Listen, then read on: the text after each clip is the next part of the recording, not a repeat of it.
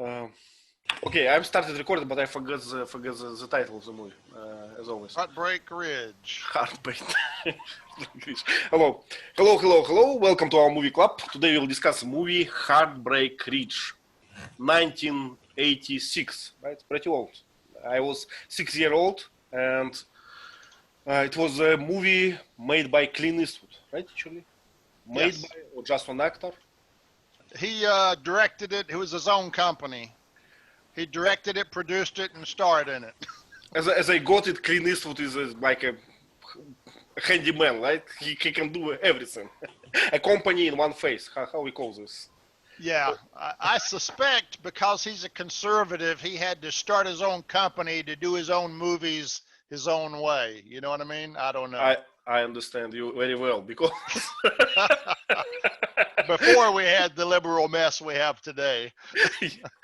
even before, Clint Eastwood was very bold, I would say. He has own ideas, own perspective, own views, and probably Hollywood producers were not happy about that. So he had to. He had to do that. What I like about Clint Eastwood, once I read an interview with him, and he said, if I write something like this, I regret that I had to be an actor. I would like to be a scientist, but my family was poor and I did not have this opportunity. So I just had to be an actor to make some money. It's funny. It's fun. Okay, let's go to the movie. Heartbreak Ridge. What is Ridge, Sergey? Tell us. I think the ridge means mountain group and a small road between mountain group. I think. You think it's just kind of a canyon between two mountains, right? I guess it's just the top of the mountain, usually. Am I right? Yeah, it's the top, the crest, or the top of a hill or mountain. Yeah. So when we look on the group of the mountain, is there a special name for the group of mountains? You know? We just call it a mountain range. Mountain range. So when you look at this, you see the ridge, like between sky and the yours. This line is the ridge, right? Kind of the skyline of the mountain range. Yes. Skyline of the mountain range. Okay, let's go to the movie. Sergey, please start with the plot. The story is about veteran sergeant. I forgot the name. Holloway. Tom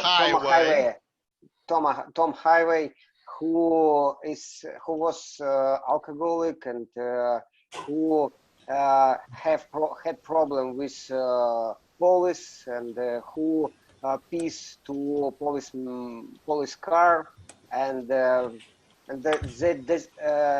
he was a destroy man, and one time the judge have a deal with Highway, and he told him that it's the last chance for you. Please go to the military camp for building new life. And he started to travel to military camp in his previous division, where he was a sergeant. And during the trip, he met black man who was a musician, and they have small conversation in the bus, and black man stolen some money from Highway. Stole some money, yeah. Met a black guy, so that black guy was Corporal Stitch Jones, am I right? Corporal? How we pronounce it usually? Corporal? I can't remember. I guess he could have been a corporal. That's a low mark. Usually two stripes is a corporal. And our hero is gunnery sergeant or gunny. What is gunnery sergeant usually? Is it gunnery artillery? Is artillery. Okay. So gunnery sergeant is a rank. So the nickname for that guy is Gunny. So they call him Gunny, but it's short for gunnery sergeant. You know, it's something new for me that you have a gunnery sergeant. Do you have a, I don't know, Navy sergeant or someone? No, in the Navy we don't have a gunnery sergeant. I mean, we have an equivalent rank, but it has nothing to do with gunnery. I see. But for instance, for for armies that has tanks, how we call them? So they have sergeants, and they have like tank sergeant or something. No, gunnery sergeant's just a general term. It's just a rank. Mhm. I'm not sure if the Army, different branches of the Army have different terms for that rank or not. I'm only familiar with gunnery sergeant. I see. I see. Sounds pretty strange. Yeah, it's probably from the old days when there was a gunnery sergeant. I see. I see. Yeah. So what is his duty as a gunnery sergeant? He's just Like I say, it has nothing to do with guns anymore. He's a drill sergeant. It's Drill just a sergeant. rank. Yep.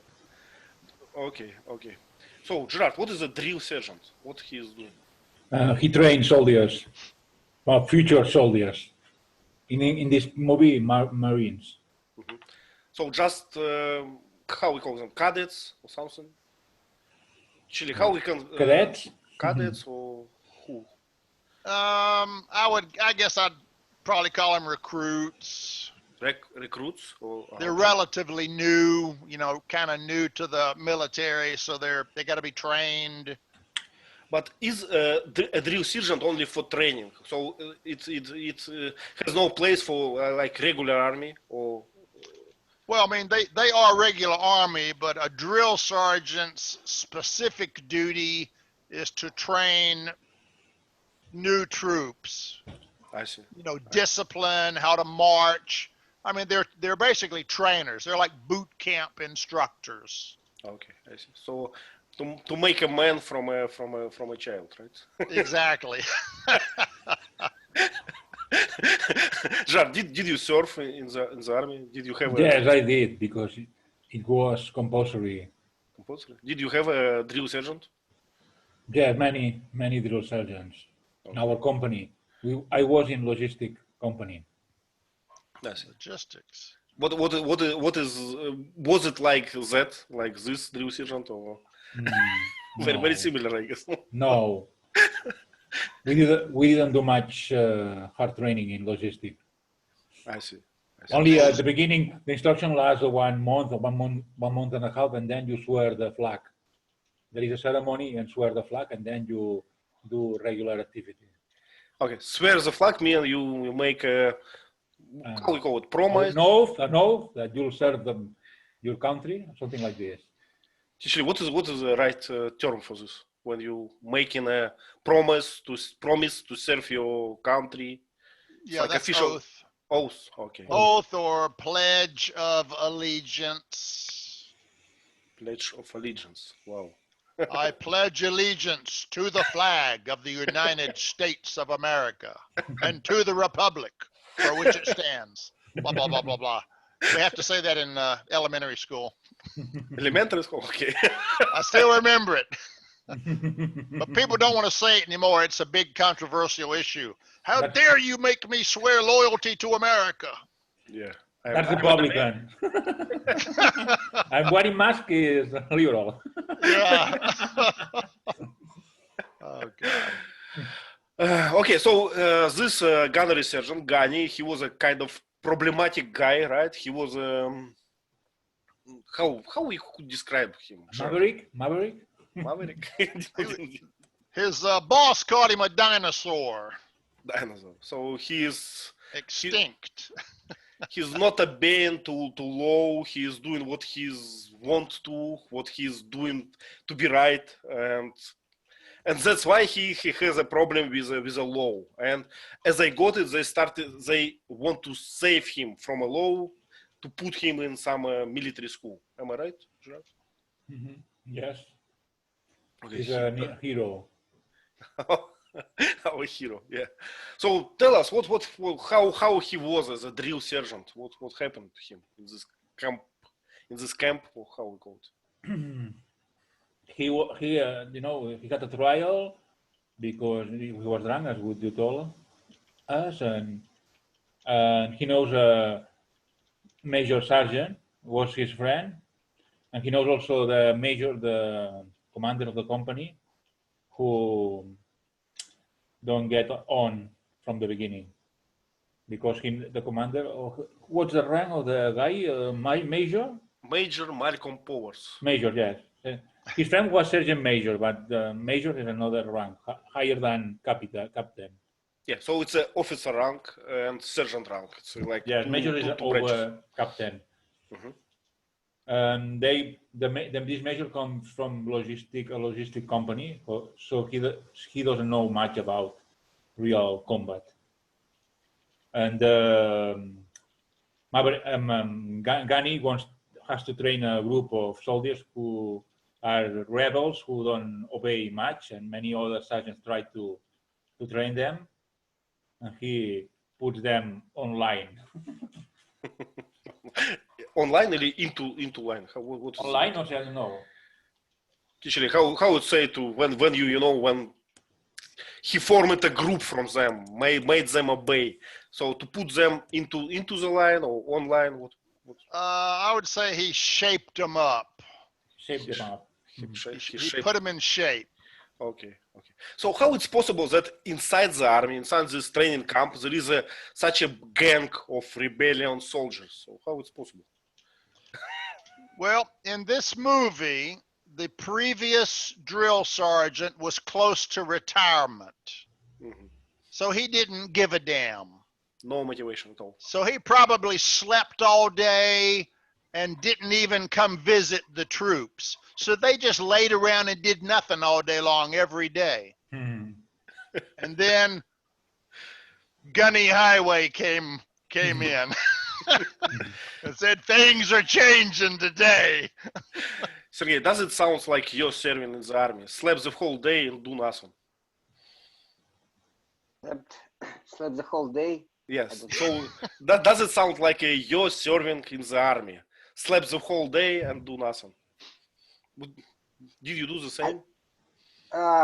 When I was in the army, and we like this slept because I slept, my army going without me, and but it's not true because we slept very not often.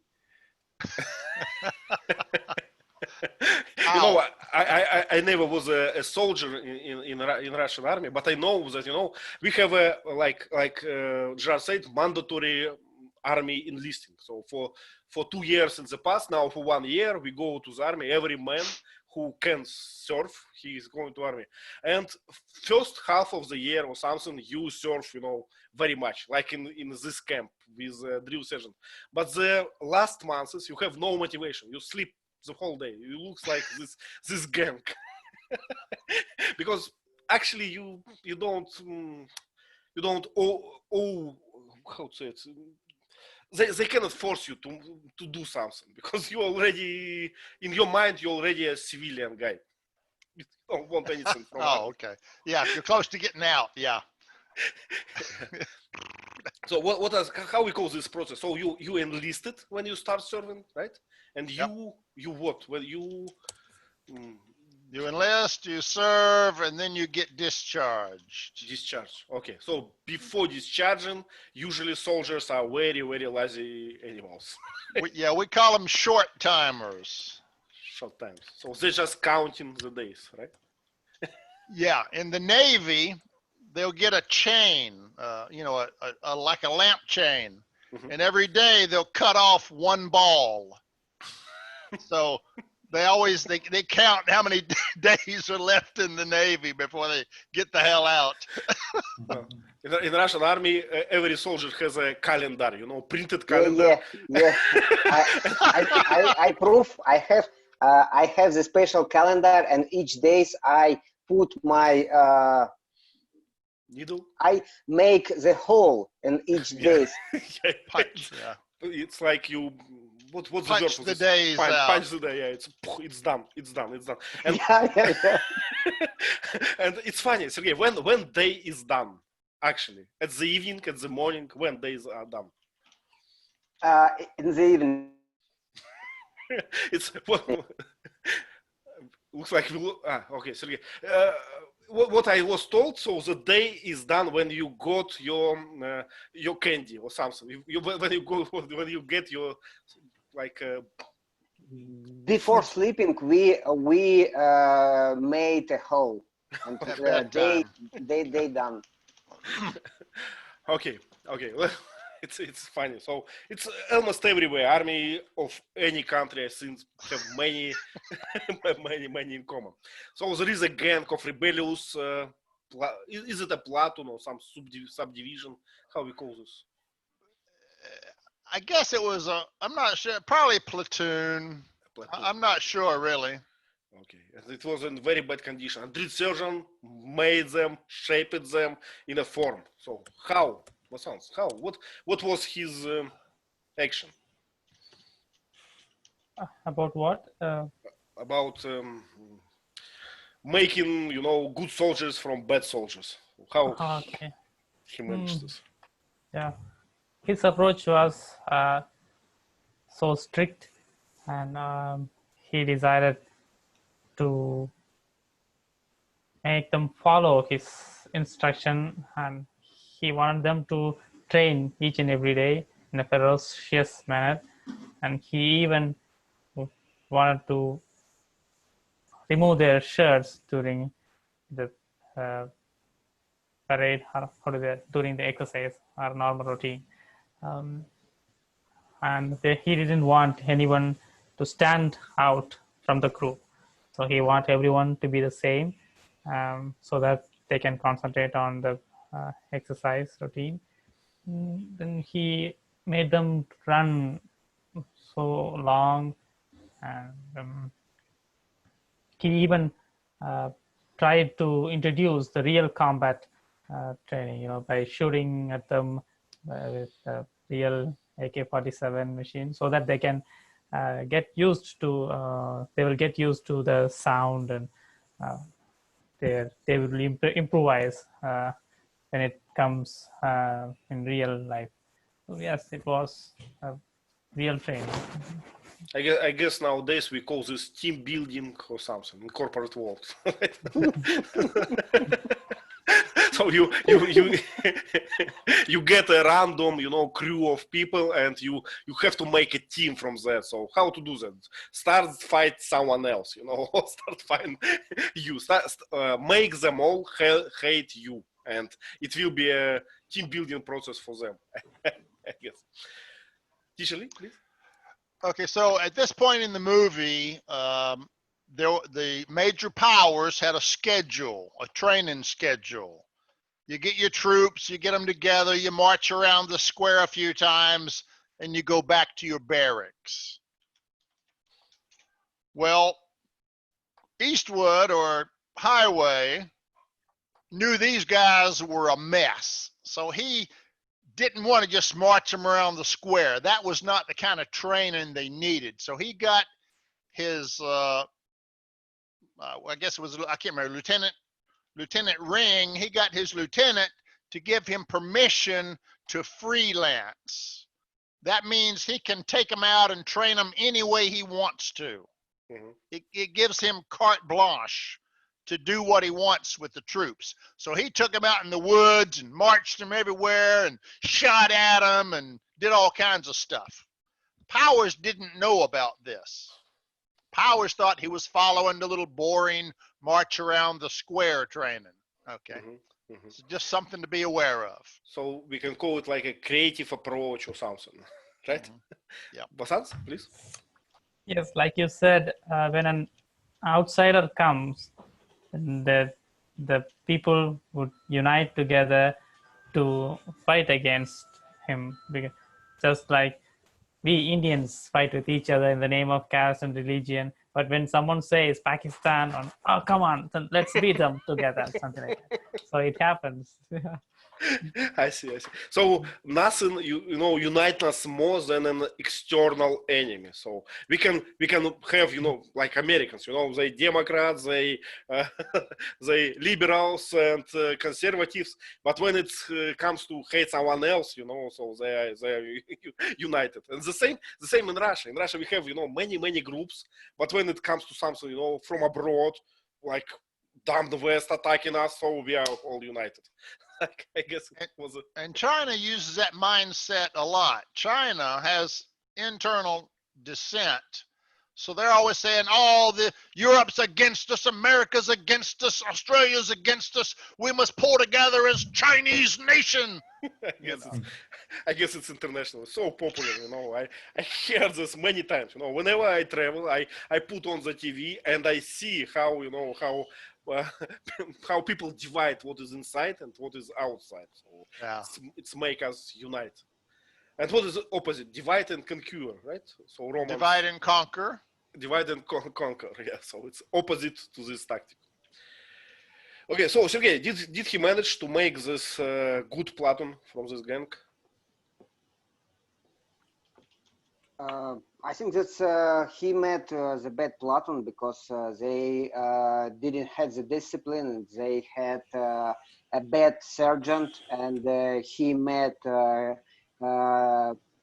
previous black guy, and they have a conflict, and because some people in the Platon play billiard and smoke and drink.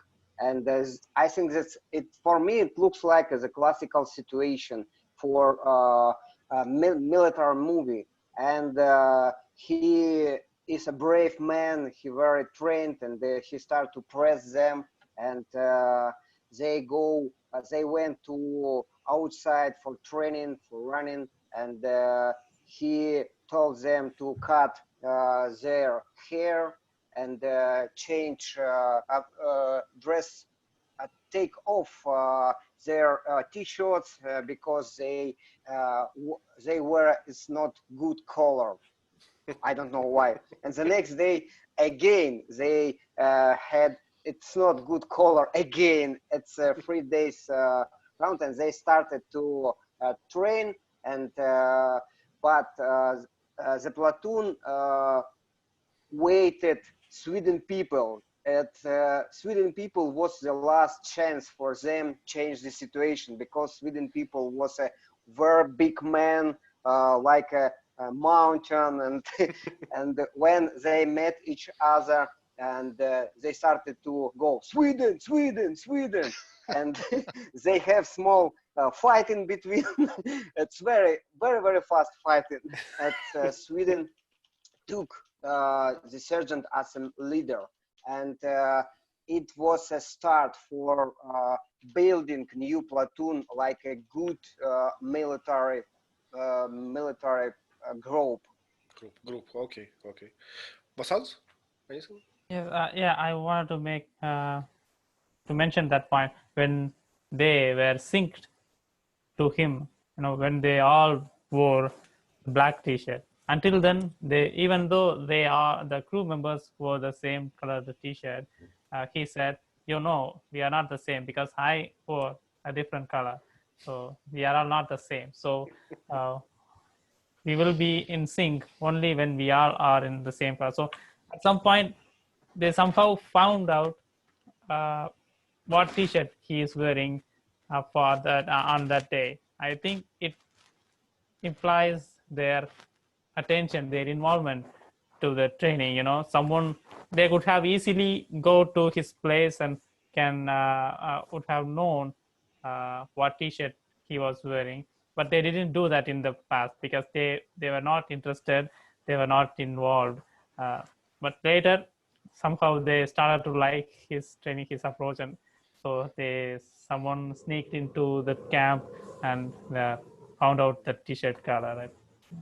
Yeah, so he built some kind of relationship. He built some authority among them, right? So they started to what, I don't know, to be proud, to be a member of this group, to value his, I don't know what, experience or something as a teacher, as a leader or something. Okay. Gerard, please tell us about this romantic part of the story. This romantic part, his ex-wife serves as a waitress, and she has a relationship with the owner who hates Marines. And this guy, the black guy, I think it's Jones, plays guitar and rock and roll. Mm-hmm. He has discussion with other people, and Jones, and the owner Jennings get him and Highway out. Okay, we see that Highway's ex-wife was in the cover of the magazine. He was watching her trying to retake his relationship with her. So why do we know why they broke their relationship in the past? I guess it's because he was always leaving his job more than his relationship, and he also drank, used to drink. We see in the moment that the soldiers are called to go to the war, and he leaves without saying a goodbye to his wife. So that's hard to believe. So it looks like she was like a third line for him. The first line is a job, second line is a job, and after all that, my dear, hello. I think that's a typical plot of soldiers, of police officers who are more involved in their job rather than in their relationships. Yep. It may be that when he was away on assignment, it may also be he never wrote to her. So she never knew if he was alive or dead. So she was constantly on edge, fearing he was dead. So he didn't bother to, write her a letter once in a while saying, I'm okay. If it was nowadays, he would come back and would find his wife with another man. Yeah. I guess it happens. It happened in the past as well. So it's not. Today we got email, cell phones, but back in those days, you only had letters, paper letters. Yeah. Remember our last movie, So you have to wait for months before you get some, some written evidence. I'm fine, thank you. I'm in the prison or so. And it was very expensive, in the 80s. Calling from another country to another country was very expensive. Yep. You had to pay for the time. Yeah, and a guy would come around and go, mail call, and he would call out names and hand out the letters, and everybody was excited about mail call time. Yeah. I remember. Did you receive some? Did you receive some mail in army, Sergey? Yeah, it was a very exciting time because when the postman went to our building and he announced it, the mail, and a lot of people go to the please got me the mail, and we have a bad tradition for young soldier. When you have the first mail, you have to dance between each other, and only after dancing you could to have the mail. Yeah, can have the mail. Yeah. So I see. Vasant, please. Yes, and at that time they do not send mail often, so even they suspect that they would die in the combat. They have a pre-written note, and they would give that to the fellow mates. So even sending emails are not even so quite often, I think. Yeah, so it's kind of, I don't know, can we call it this a will or post-mortem mail or something? But I know that many soldiers during the World War II, for instance, they have like pre-written messages to their family in their pockets. So, so if you, in case of my death, please send this.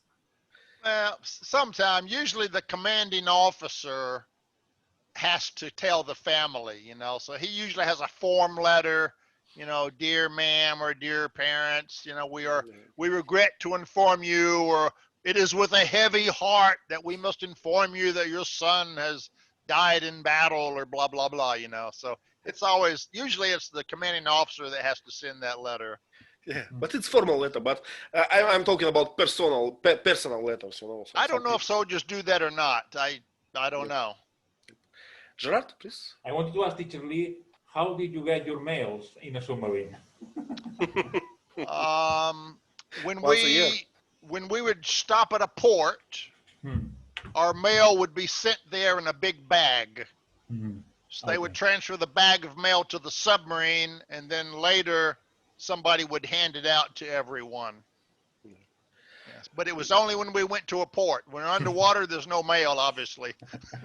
And not the telephone calling. Yeah, no telephone, no nothing. I know this only theoretically, so I only read a book about that. But I know that all the letters in Soviet army were open letters, so you don't close it, so everyone can read it, because it was a secrecy in case you wrote something that you should not. So it was always open letter. So in the Soviet submarine, once in a few days, what's the word for this? They got up from the water. How we call this? Surfaced. To the surface, and they got these mails by radio. So someone read these mails to them. Ah, okay. Wow, okay. That's No privacy. That's different, yeah. No privacy at all. It's no privacy in Soviet army. It's supposed to be like always open letters. Wow. To my knowledge, we're not that way. We believe in mail privacy. It's a federal law, so. Well, in civilian life, yes, but not in the army. I don't know how it's now. Now everyone has a mobile phone. I don't know either, yeah. Or emails. Vasants, please. Yeah, Chichili, how do you receive mails? Because when you are on your submarine, your destination changes. How do they know that which port you are going to reach, and how would they get your mail to you? Well, they know your destination. The top brass, they know where you're going to go. So they will send it ahead. So when you stop there, they'll be ready to put a bag of mail on your submarine quickly. Okay. But if you change destinations, you miss your mail. Vasants, you are right. It's kind of it must be a secret, if in some port started arrive with mail for some submarine, you just know that submarine will be there. In a few days. Once I read a book, Cryptonomicon by I forgot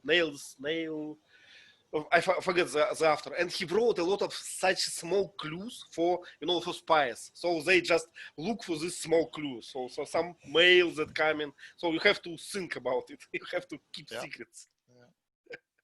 And the wives aren't supposed to talk about their husband's assignments at a party or at a bar, because that could give away the submarine's destination. Yep. Yeah. Loose lips sink ships. Okay. Looks like loose lips. We have a different, right, Sergey? Our sayings is like, let me translate it. It's like enemy always listening. Something like this. So be quiet. Don't talk. Yeah. We also say that walls have ears. Walls have ears. I'm wondering whether nowadays submarine sailors or soldiers have the right to communicate with computers when they are surfacing. What do you think, Teacher Lee? Today I don't know. Normally not. Normally we have a small radio room that has about 4 people. It's very small. And they do all the radio communications. So usually they have everything already prepared. Now you might better go in there, and say, can I send a letter, a message, and maybe they'll write it down and transmit it as a part of a message pack. But on my submarine, I don't think we did that. We didn't have that. There was no personal communications electronically. You had to wait until internet. regular mail. Yeah. I was before the internet, before the personal computer. I was before all of that, and I was 1975 to 1980. So we had nothing but letters, mail, paper mail, Yeah. I don't know how it's now. I had an uncle who served in submarine, but it was in USSR time, so all my knowledge is obsolete. Yeah, we did everything by pen and paper, and we had a Filipino yeoman who typed it on a regular typewriter for us. And paper files. Okay, let's go back to the movie. So he shaped a good platoon or something. So what happened? Some kind of alarm or what? Sergey, do you remember?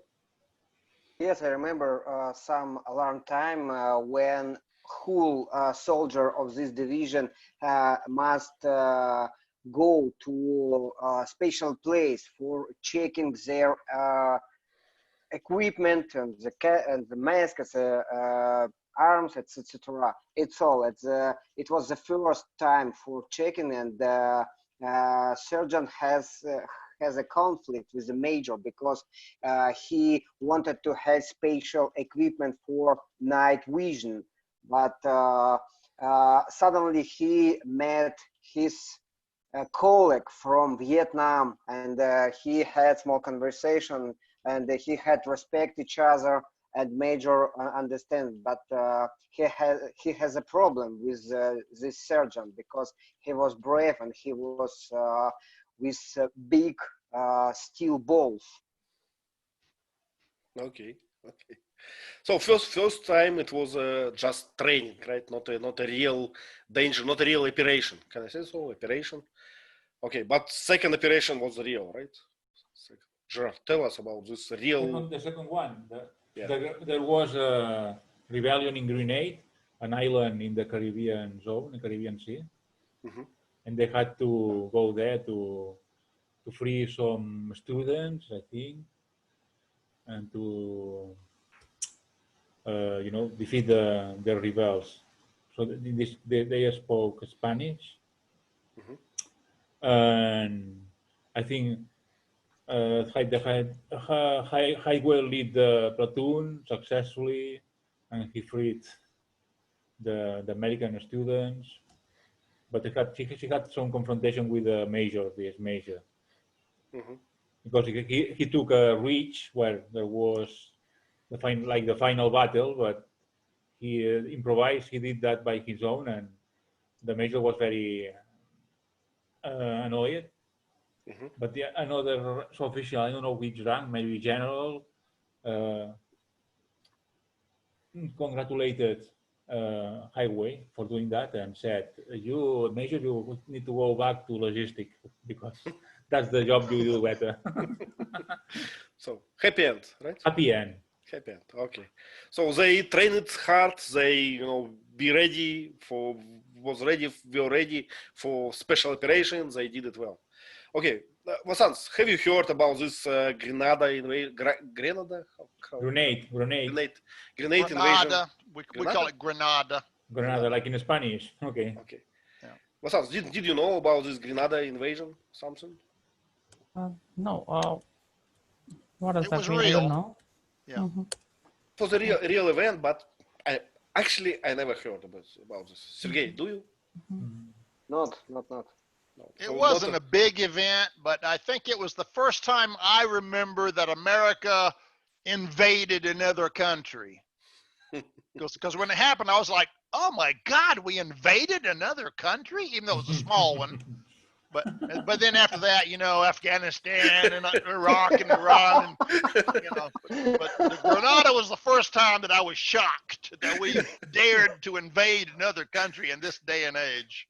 So was Grenada like a separate country or belong to someone? It was I don't know actually where it is. Some Carib.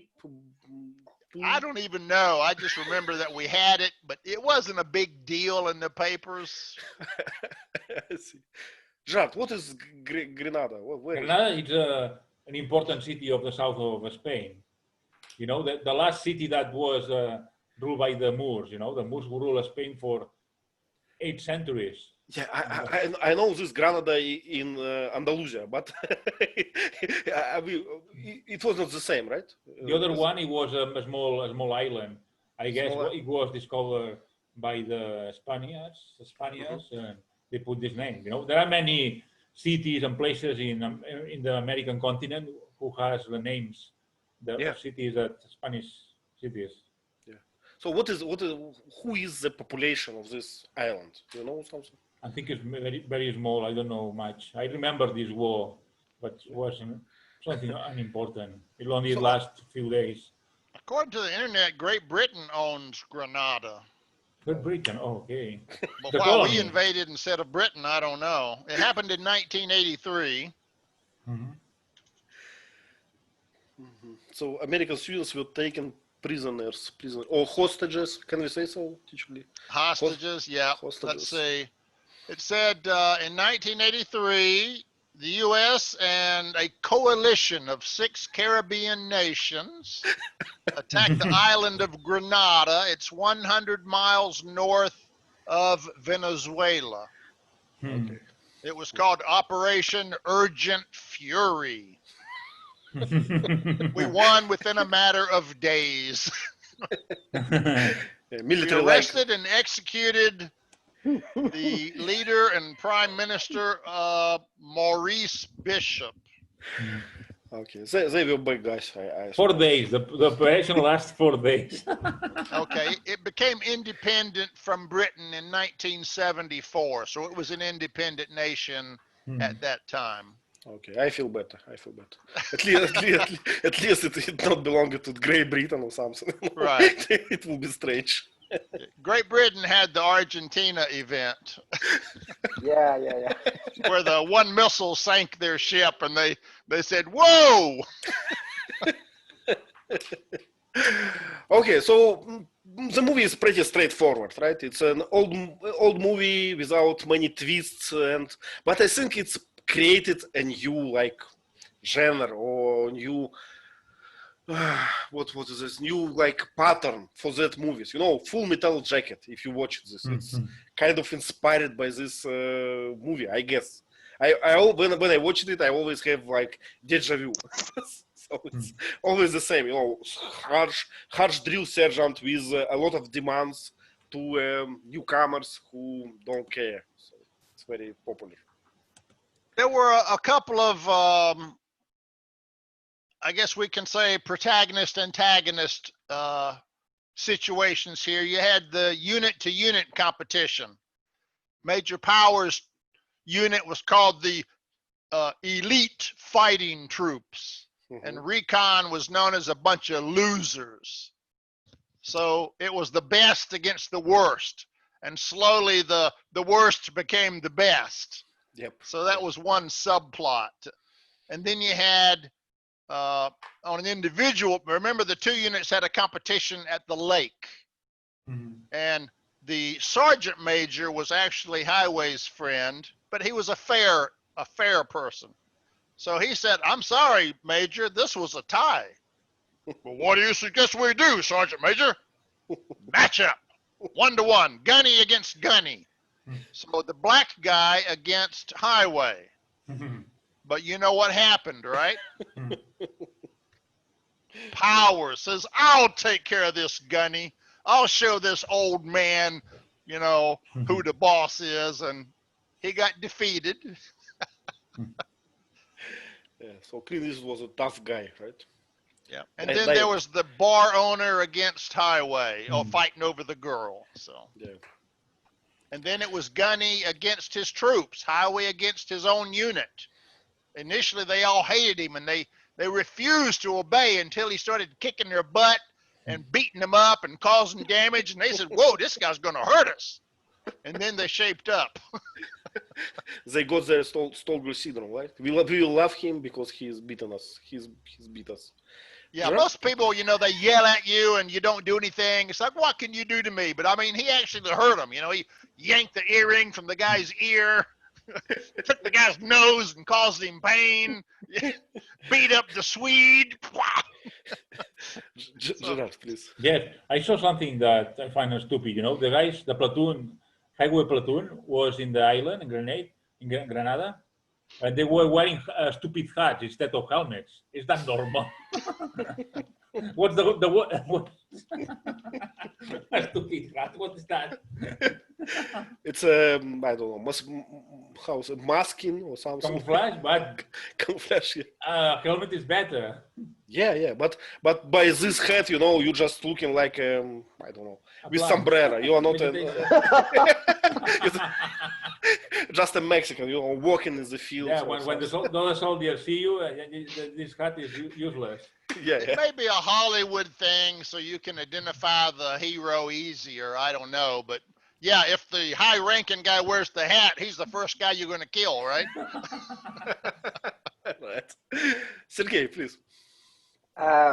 If you remember, in the shooting range, they have the accident with the arms when one soldiers started to fight in their leaders. And when I was in army, we had the similar accident. And if I understand correctly, my sergeant, it's often cases because very often soldiers started to run with the arms and casually started to fight. Yeah, it happened like 10 times a day in the army, I guess. So all the time. Yeah. How we pronounce? We have a distinct T in often, right? Usually often. Some people say it, some don't. I don't. I say often. Often. Okay. But okay. some people say often. Either one's okay. The Okay. Northerners. Now, when I was in the Navy and we were on the shooting range, I actually got to shoot rifles and 45 automatics. It was very formal. It's like, you know, you didn't pick up your gun until they said, ready on the left, ready on the right, all clear on the firing line. And then you could pick up your gun and start shooting. But it was very formal. He checked one side and the other side and made sure nobody was downrange. You know, it was very safe, very cautious. Well, Absolutely, we have the similar rules, and I'm started to run, but anyway, we have the problem. yeah. Anyway, all the time. You know. Because we had a lot of stupid guys from the small village who don't make the right. It's absolutely incredible for me in the 21st century. Yeah, some people don't distinguish right and left. You know, it's all the same for them. So, but when I remember my first, you know, shooting range, it was very strict. You know, you have a officer in charge. You have two sergeants. They looking for you. You know, they are controlling every your step. And whenever you do something wrong, they just beat you. You know, without any, without no explanation. What did you do? You know, you're just soaking in this wisdom. And sometimes we have two metal bars in this shooting range. So your how we call this barrel. A barrel, yeah. So it's just locked between these metal bars. You just cannot, you know, shoot someone. Oh, cool! I hadn't seen that before. yeah. It's for the first exercises, but then it's going more loose because you get some experience, I guess. But it's happened anyway. So as far as I know, in Russian army, we trying to have all the rifles unloaded. So when you stop shooting, they just put the bullets from you, so you don't have them. But soldiers always have them in pockets everywhere, so it's always a problem. Okay, we have, I guess we finished with the movie. We have a few questions on our Padlet. Let me choose one. So it's a funny one. Is Stitch Jones a good singer or a good Marine? What do you think? A good singer. We forgot this subplot about, you know, singing performance or something. Jar, tell us about this. Yeah, he's a good performer. He plays with electric guitar. His music is a sort of rock and roll, I'd say. I think it's a better singer rather than soldier. But at the end, he becomes also a good soldier thanks to highway discipline. As teacher told us in the previous lessons that heroes are not born, they are made, right? Heroes are made, not born. And soldiers, especially. So Jones underwent a character change or character development. Initially, music was his life, and the Marines was a side distraction. But at the end, he decided that being a Marine was something to be proud of, and was valuable, you know, a service to the country. So he kind of changed his opinion and switched from music to being a Marine. So some character development for him. What's else? Yes, he is a good singer. The plus point he has is he forms sentences and one-liners so quickly in his mind. But the minus point is he let the words out through his mouth immediately, and that make him to get involved in some fist fights, Yeah, he made a lot of jokes. He was very sarcastic when he made jokes.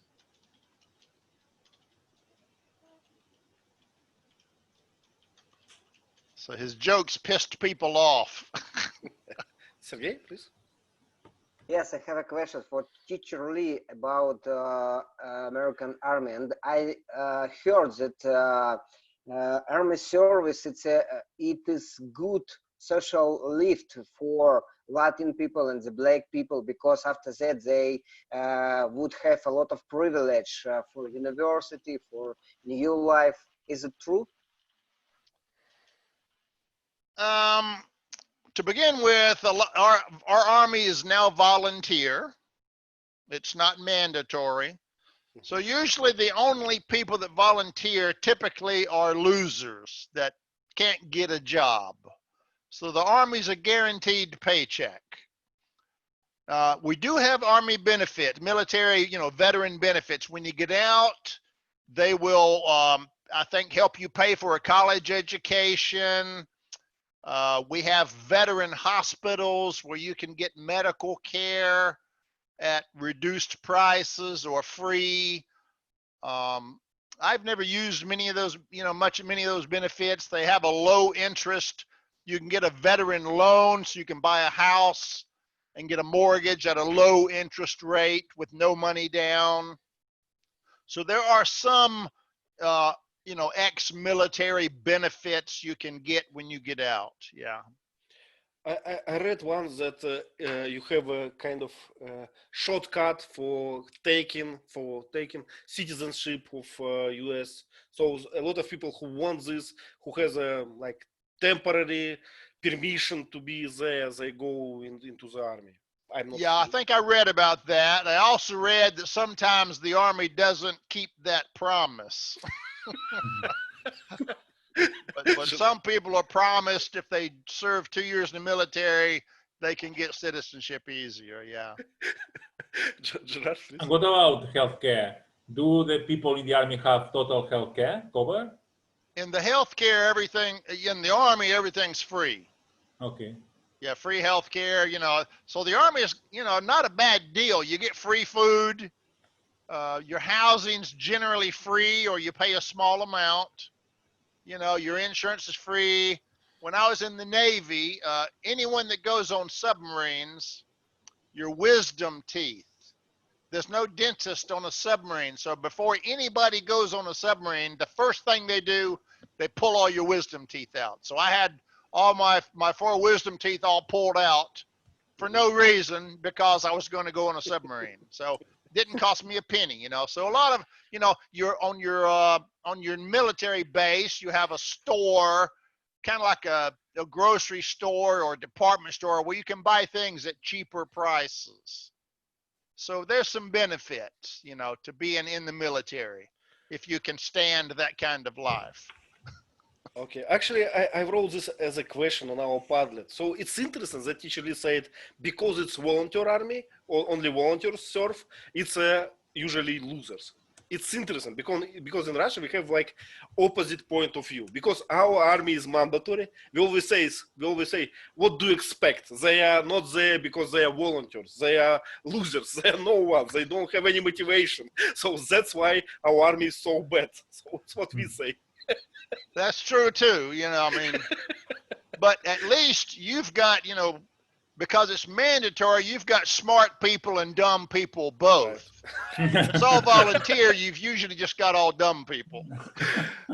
It's work partially, Teacher Lee, because in Russia we have a kind of postponed situation. I don't know how to translate it well. So if you go to the university, you don't go to the army, so they don't need you anymore. Okay. So bright people, they just go to the university and say bye-bye army. Exactly. Yeah. If you're smart, you don't need to go into the army, and you won't. So, Vasants, what do you think? What is the better approach? To have a volunteers in army or to have a mandatory service for everyone? You know, there are pro and cons in both solutions. Yes, but volunteering will be the better option, because when you force them to be an army man, it depresses them. And we have heard a lot of stories that, how to say that, they violate the law, and wherever they put their camps and they torture the local peoples there, so they took advantage of them. So in such cases, volunteering is the better option, because they know what they came for and they would serve better to the people. I see. But if I'm right, if I'm not mistaken, there was a situation in US when you have to make a conscription during the Vietnam War. Is it right? Correct. Because there were no volunteers, as I get it. Correct. Nobody wanted to go to Vietnam to fight in the jungles and be shot at. Yeah. And some people didn't believe in the war, so they didn't even want to go because they didn't think we should even be there. So we had a lot of protesters during the Vietnam War. Rambo makes use of that anti-war sentiment. Yeah. Jane Fonda, famous movie star, hated the war. I don't like conscription army and mandatory army, but let me play devil advocate there and say a few pros, you know, of this. So one of the pros, they say, is that every man in the country know how to handle with weapon. You know, if anything bad happen, you know, some zombie apocalypse or another invasion, you know, at least you have a lot of trained people. So they say. What do you think? Yep, it matures young people fast. Yep. When someone shoots a bullet at you, your silly beer drinking parties goes out of your mind, and you realize this is serious. Well, it's controversial also, but some people say it's good to have some discipline in when you are a teenager, or how we call it, when you immature people. Sergey, what do you think?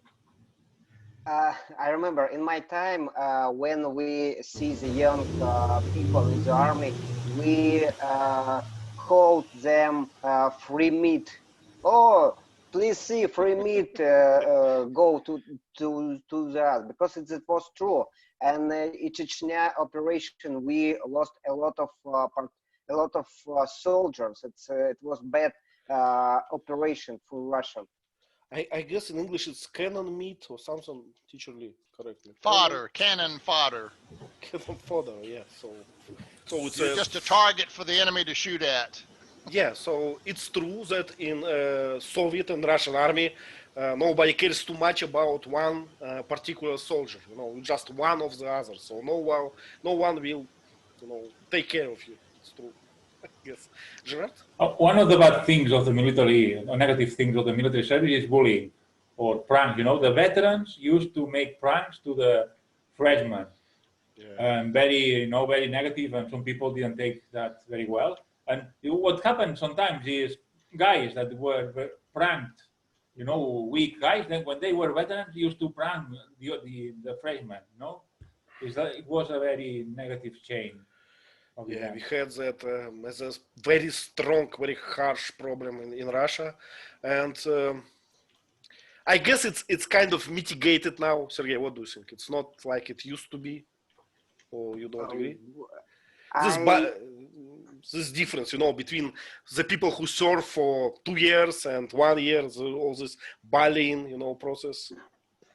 Yes, and we have difficult relationships between them, because in our tradition, before 2005, before till mobile phone era, we have a lot of cases when old people beat young people, and I was beaten very often. It's a normal, because it's a normal for this time, because officers stopped to teach young people, and they delegated these obligations for sergeant, for old soldiers. Yeah, it was a terrible situation. They went at home. Yeah, it was a terrible situation, and government and military cannot manage to find solution for a long time, and then they shorten the term of serving. So now you serve not for 2 years but for 1 year, and somehow it helped. Because I don't know why. Sergey, do you know why it helped? Mostly because there are no veterans around you. There are sergeants, officers, but not people who was like 1 year older than you. No more veterans and fresheners, I guess. I was in a camp, in an army camp near Moscow, and we have the camp like a Boy Scout camp with good rules, with attention from the generals, and we have no more. We have a lot of cases with beating, but it's not it's not what people have in Khabarovsk and in 6,000 kilometers from Moscow. Yeah, but far east, in small camps, it's worse. I understand. Yeah, and we have a problem with Caucasian people because the Caucasian group are small, and they connected very fast, and they started to beat a lot of people who is not Caucasian, because they are they know martial arms. All Caucasian people, I think. Well, it's hard to translate. So it's like black people, I guess. They have in their culture. You know, whenever you meet two people from Caucasus, they start to make a gang and start to attack each other and everyone. It was a problem. Now it's not that bad, but still not perfect, I guess. And you know, usually we have mass shooting cases, mostly in Russia, mostly related to this bullying in the army. So when someone bully a soldier, a young soldier, eventually he will get a rifle and, you know, make mass shooting or something. So it happens every year, I guess. We have recently we had a situation in the news like a week ago. A 20-year-old woman in the army disappeared. Of course, I knew right away what happened. They found her body later. It had been burned and cut into pieces. And when they tried to investigate, one soldier committed suicide. So it turns out a 20-year-old guy raped and murdered a 20-year-old woman soldier. This is your own troops doing this to you, you know? Putting women in the military in the U.S., sadly to say, was a mistake, just because men are jerks, you know, to put it honestly. Well, officially, we have women in the army for a long time, officially. But they are usually not in a, how to say it, not in a combat. Not a combat platoons or something. Then somewhere, you know, in except Israel. Yeah, but I'm speaking about Russia. So we have a few women in army, but all they in this, how we call this? This a place for officers, you know. So when shrine. In my time to meet the women is a celebration. Wow, I see women. Yeah, and then if you want to, you know how bad the U.S. Army is, there was a man named Tillman.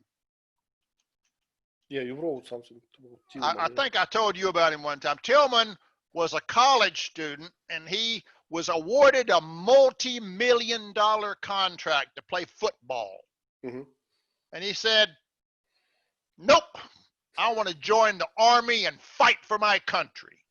Man, he was patriotic. He was also gay. He ended up joining the army, going overseas, died very quickly, killed by friendly fire.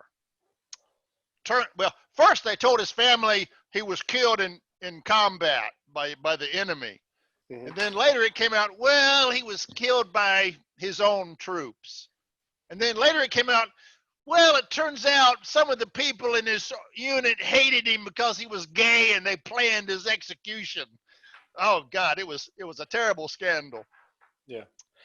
Maybe it will make you just to make a little bit of relief for you. You know, you cannot go in the Russian army if you are gay, just officially. You know, you just say I'm a gay. You're free. No, not already. Not. It And was so after like 5 army, years ago.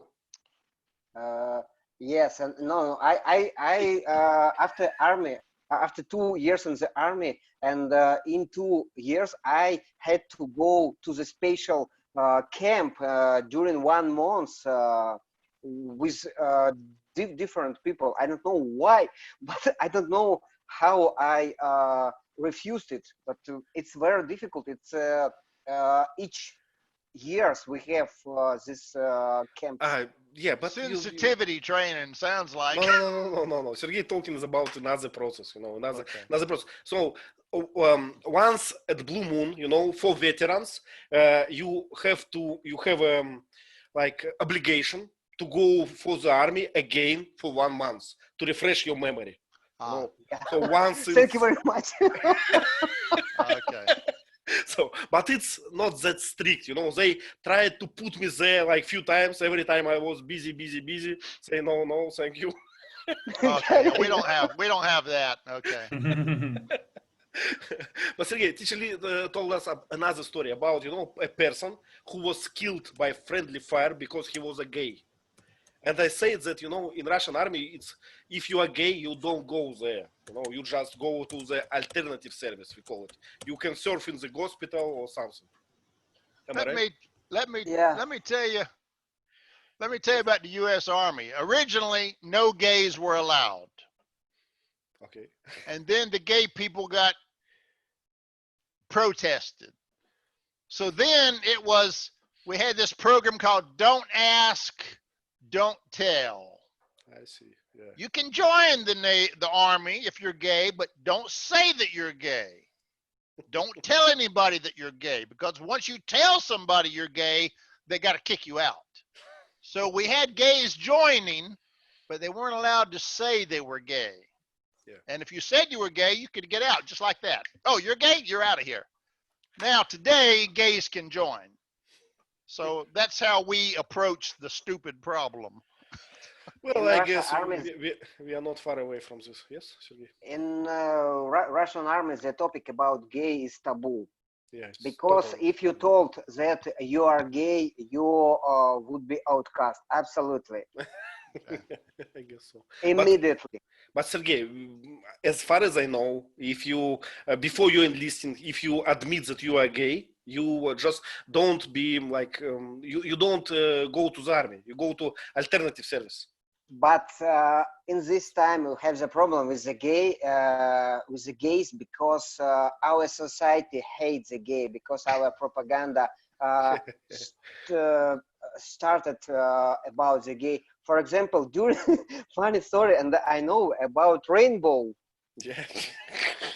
Rainbow is a symbol of LGBT community. Yeah. And one woman started to stop to show the rainbow, because I don't know why. Well, it's okay. Let me describe it to Tishali. Tishali, the US, it's not the stupidest country in the world. We can, compete with you. So on a par, so it's easy for us. So just because rainbow is a LGBT symbol, some senator in the Kremlin, she said, let's prohibit all the rainbows everywhere. On the ice cream, on the everywhere. Just to hide it from everyone. I don't know what is that, but it's a true story. We have a lot of memes about it. A lot of jokes, yeah. Okay, let's do some slides, before our time is finished. Okay, Heartbreak Ridge again. Once again, a good font, Vasanth. Yeah. Thank you. You are our artist. Yeah. So how we call this? Right? Camouflage. Camouflage. Oh yeah. Okay. What is for? What sounds camouflage? Camouflage is to disguise yourself from the dirt and leaves and trees. So it will help to hide. Yeah. When I was a small guy, what I like is the most, these black stripes on your face, like a Terminator, like Arnold, Commando or something. Okay, let's do the few. Vasant, please start with this one. This is a courtroom. Highway was being interrogated by the jury, an attorney, a policeman was there. And we can see United Nations flag, and I don't know the other flag. What is that? Probably state flag. Okay. Then we have a notice board with some papers pasted on. And we can see the jury, and we can see a small box on the table, at the jury's table, on the front side of the box. Maybe is that a speaker or something? So I guess it's not a jury table, it's a judge table. Okay, judge. Okay, yeah, So jury means more than one. Jury is on the right side. If you can see these chairs, it's for jury. But I guess it's for another process, for another crime, I guess, or something. Okay. And I don't know whether it's a speaker or not. I guess we have a witness. This policeman is a witness, right? We have a lady who is doing stenogram, right, teacher? Typist. Yep, she keeps the minutes or transcripts. Transcripts. Stenographer. Stenographer. I guess there is an attorney or advocate, right? And this guy is who is under the arrest, under examination. Yeah, he's the defendant. Defendant, okay, defendant. This guy is just, I say, onlookers or something, some interested. So, probably come to give him a ride back to the base. Yeah. His ride home. And a judge. So it's not like a process with jury. It's just a formal, small like event about some small crime. It's how I get it. Misdemeanor, we call it. Misdemeanor. So some small minor crime, you don't need jury, only a judge, right? And you probably get a fine or a few months in prison, something small, right? Yeah, fine or jail. Okay, fine. Community service. Okay, let's go. Sergey, please describe this one. There is a meeting between major and sergeant in the command room, and we can see leader chair of a skin and US flag and special board with the name of platoons and maybe some scales of the successes and some books and 2 windows with jalousies. So this blackboard is probably not scales, but some scores maybe or something, some records, right? Yeah. Might be phone numbers. I don't know. It's those little white plastic letters you stick in the black velvet. Could be locations, room numbers or building numbers or phone numbers. I can't tell. Teacher, what do you think about this dish on the wall? What is this? I can't tell. It's probably some kind of a plaque. Memorial plaque. Old-fashioned phone. Probably a secret phone. Do you have these secret phones in army? So with cryptography. So I don't know. I don't know. Once I was in a room of some colonel and he had a few secret phones, they were like market specially. So it's a protected line, they say. Okay. Notice the pencil cup on his desk is a beer stein. Yep. Okay. Vasant, please.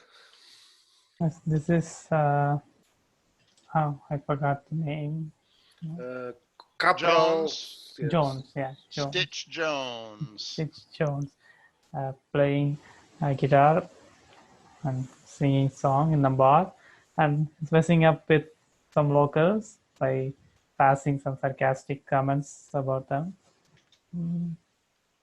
He wears modern, how to say that? I don't know this culture. What sort of culture is this? kind of No, rock, I guess, musicians. because of leather jacket. I guess it's kind of rock or something, but I'm not sure. And with the mild lighting inside the bar, with colorful lights. What do we call the posters? I guess it's neon posters. Neon. Neon. Yeah. They're like glass tubes with a gas inside. Yeah. And they burn out easy. They burn out. They burn my eyes always. don't like this color. This color. Okay, and people have these hats, cowboy hats, fedoras. Cowboy hats. Yep. Okay. Okay, good. Sergey, find something here. It's the restaurant, I don't know, it's a road restaurant, and when Sergeant and black guy to go to have lunch, and we can see the waiters, and we can see teapot or not coffee pot, and some metal door for ice cream, I think, and a special machine for juice, the It says orange juice and the cherry juice, I think. I can read it. It says Hawaiian punch and something red. Hawaiian punch. I don't know what is this. Good stuff. Good stuff. Okay, take this if you see this. Okay, and I even can read these tables. It says ladies and men. On this. So this kind of restaurants, kind of cafe. Can we say it's a dinner? Diner. Diner. Okay, it's a diner, right? So it's kind of cheap. Can I say low class or no? Probably. Yeah, it's pretty low class. It's very informal, very inexpensive. Okay. Okay.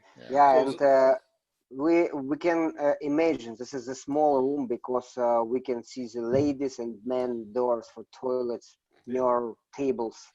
Yep. Yeah. Very close. Probably hear the toilet flush. Yeah. Bon appetit. Yeah. But I just noticed that our protagonist, he has a lot of medals or this stripes from medals. We call them ribbons. Ribbons. Okay, a lot of ribbons. Yeah. So he is a veteran, right? He's a good guy. Okay, let's find something. Please return one. What's the name? What's called the special? I don't know. Green part of this right hand. Yeah. This one, insignia, no? That's called his rank insignia. Mm-hmm. So, and we can say that he's a sergeant because of this, right? And he's three kind of stripes. Yeah, 3 stripes on top means he's a sergeant. Mm-hmm. And the bottom may have 1 stripe or 2 stripes or maybe 3 stripes. So there's like a first sergeant, a master sergeant, and a gunnery sergeant. Yeah, it's very different to our army. In our army, sergeant is nobody. Sergeant is kind of just a major soldiers or something, and it's always a major. Yeah, just a basic sergeant with 3 stripes. Yeah, he's nobody. Yeah.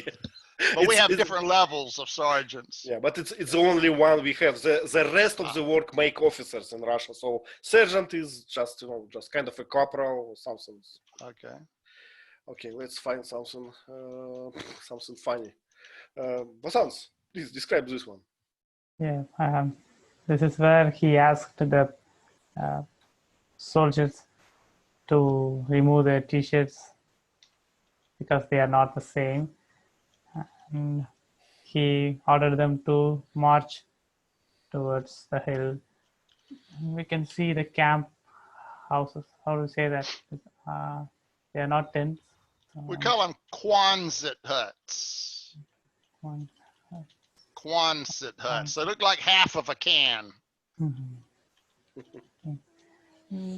In distance, we can see an electric post, pole, electric lines, and a truck. Yeah, so this movie was with diversity. I can see black people here, Spanish people. Do you remember that guy that he say no hablo español, no hablo inglés? It's funny, but it makes me to remind Soviet army. You know, some people in Soviet army they don't speak Russian before they go to the army, and they got the Russian from Turkmenistan or Kyrgyzstan. They go to Soviet army and then they learn some Russian. It's funny. If you look at the military belt, if you've ever seen a military belt, it's just a long piece of cloth or canvas, and there's no holes in it. Mm-hmm. And the way you fasten it is there's a little piece of metal with teeth in it that you snap down into the cloth, and that holds the belt tight. Mm-hmm. Mm-hmm. This belt is designed this way. Does anyone, you know why we have a belt like this? Because you're going to starve during the operation. It's designed to be a I can't remember how to spell it now. A tourniquet. The belt's designed that if you have an artery wound, you can wrap that belt around the arm and tighten it and lock it tight, and it'll serve as a tourniquet. I see. Yeah. So that belt is designed to save lives in a battlefield. Yep, good idea, I guess. So you always have it with you, you know, in case of something. Yeah. Correct. You can always use it to tighten an arm or a limb that's been blown off. You wrap it around there, and you can pull it very tight and lock it closed. I see. So it's a special design belt. I see. Good. Okay, Sergey, what is this? Describe us. This is a training field with a wooden construction who simulated the real places for battlefield, and who helps to new soldiers to understand whole difficulty of arms, and they trained again and again, and I think that they trained different muscles because they not trained these muscles in usual life. Yep.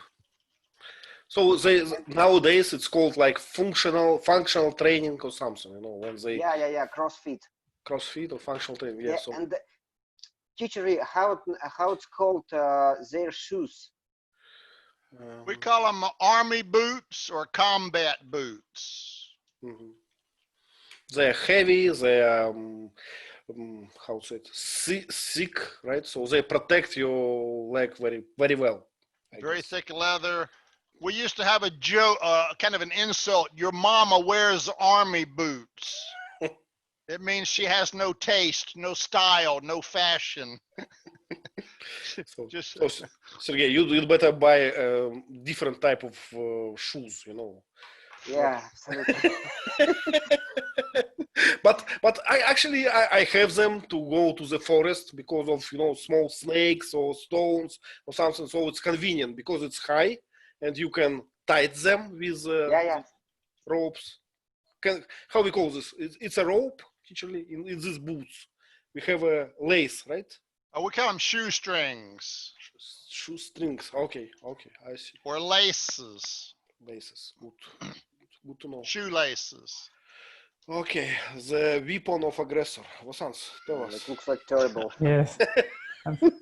I sneaked around the teammates and started to shoot at them with a real AK-47 gun to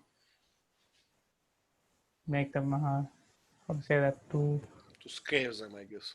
Scare them and to get used to them, how to say that, to get used to the sound of the gun sound, so that they would immediately alert themselves and react and improvise.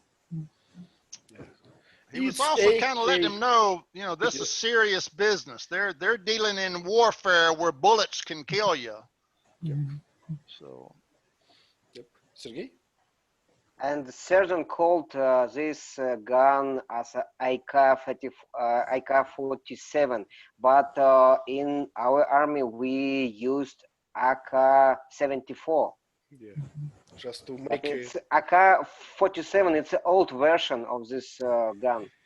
yeah, but it's an old movie, you know. I've So, never heard of a 74. But it's not okay. old movie, and they had to use AK-74. Sergey, it's a secret. You know? Now, Yeah. now, in the American Army, we don't have the AK-47. We have like an M1 or a different one. He was using an AK-47 here because he was playing the enemy. Yep. We He don't said have you AK-47. have to remember how it sounds because you will hear this in case of on the battlefield. Yeah. But what Sergey is trying to say is that AK-47 it's very old version. So it's World War II version.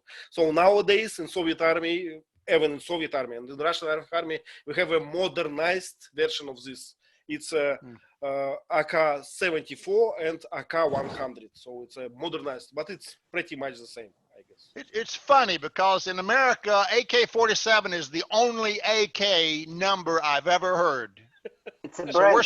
we're still back in the Cold War days. Yes. Teacher Lee, let me show you. So do you know what 47 means? It's No. just it's a year. It's a year. 1947.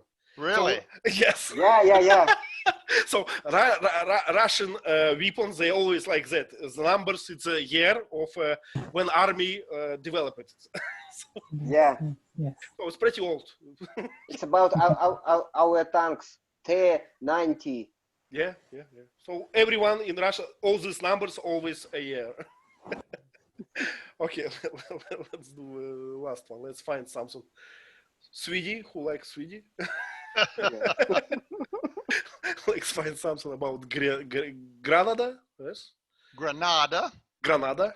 Sorry, Granada. Hey, what's up? This one. What is going on? This is where they rescued all the civilians, hostages. Right? They rescued them and they made them aboard the trucks, and we can see.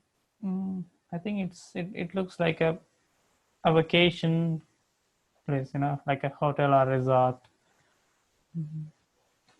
I guess it's probably a dormitory for students. You know, in Carib area, it's always like this. You don't see skyscrapers here. It's small houses.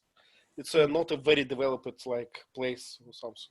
It's a medical university, if you remember the signs, but it's awful primitive. Yeah. So 2 army trucks, right, and some table. I don't know, some stone. How we call this stone? You know, with a main table of the place. We would just call it a sign. Sign. Okay, signs Yeah, of just a university. Okay, looks good. Okay, we have time for one more. Yes, Sergey, would you like to have such a painting on your face? Not. And when I was young, and the Rambo was our hero because it's a very, very popular movie. And the Rambo and Arnold Schwarzenegger, and they put the Yes, the stripes. Yeah. and the funny moment when Rambo start to fix his injury with Yes. a knife. Stitch with a needle and thread. Yeah, it's a very exciting moment, and wow. Yeah. We should make Rambo like a movie for our class if we did not yet. I don't remember. 30 years old, 30 years ago, I remember this moment. Yeah, it was nice. We did Rambo 1, I think. We did First Blood. Yes. Yeah. It's First Blood. Yeah, good one. So it's the head that Gerard told us about, right? What he did not like, this head. I think, if I remember correctly, that may be a sniper hat. Sniper hat. Yep. probably. Snipers wear a different hat because they have to camouflage and stay hidden for maybe like hours. Yep. Yep. So a helmet might be either easy to spot or uncomfortable. So Yep. it may be that he's the sniper guy, and so he's wearing a special hat. But Gunny wore the same hat, so I don't know. And also it helps the visual, right? With the Yeah. long hat. Yeah. Yeah, Because- keeps the sun out better. Yeah, How we call this? Peak or something? No. the brim. Brim. Okay, brim. So the baseball cap has a long brim, right? Now for baseballs, we call it a bill. Bill. Okay, Bill. A brim goes all the way around. A bill just sticks out in one direction. Okay. Like Bill a bird, like a bird mouth is a bill. Okay. Nice. That the bulletproof gillet have only major and black sergeant, but highway doesn't have the bulletproof gillet. Of course, because he's made of metal. Why he would? Yeah. wear it? Like a Rambo. Like Rambo, right? Okay, so nice class. Thank you very much. I don't know what Thank you very much. we will choose for the next movie, so suggestions are welcome. Let's do something different. Let's do some sci-fi or some, psychodrama or something, different genre. Okay. So thank you again. Bye. See you. Thank you very much, Bye. guys. Bye. Bye.